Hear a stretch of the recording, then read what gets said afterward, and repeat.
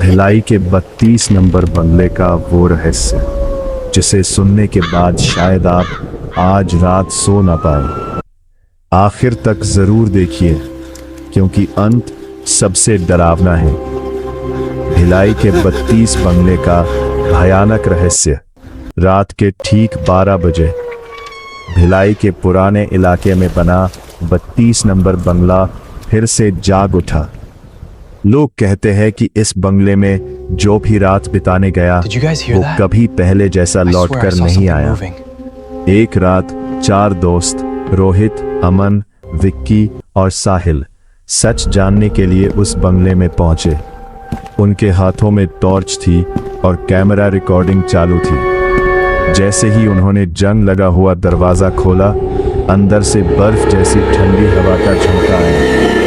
पूरे बंगले में सन्नाटा था, लेकिन ऊपर की मंजिल से किसी के धीरे धीरे चलने की आवाज साफ सुनाई दे रही थी।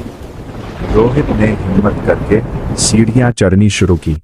अचानक थक थक थक कदमों की आवाज बंद हो गई। जब वे ऊपर पहुंचे तो सामने एक पुराना कमरा था। कमरे का दरवाजा अपने आप धीरे धीरे खुलने लगा। अंदर एक टूटा हुआ आईना रखा था। जैसे ही अमन ने आईने में देखा, उसे अपने पीछे एक सफेद साड़ी पहने औरत दिखाई दी। वह तुरंत पलटा, लेकिन पीछे कोई नहीं था। डर के मारे सबके हाथ कांपने लगे।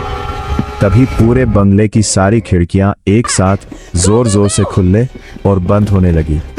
धड़ाम धड़ाम धड़ाम। अचानक कैमरा अपने आप बंद हो गया। अंधेरे में किसी औरत की धीमी आवाज गूंजी, तुम यहाँ क्यों आए हो? साहिल ने टॉर्च जलाई और जो उसने देखा उससे उसकी चीख निकल गई। कमरे के कोने में वही सफेद साड़ी वाली औरत खड़ी थी। उसका चेहरा पूरी तरह जला हुआ था और उसकी आंखों से काला खून जैसा तरल बह रहा था।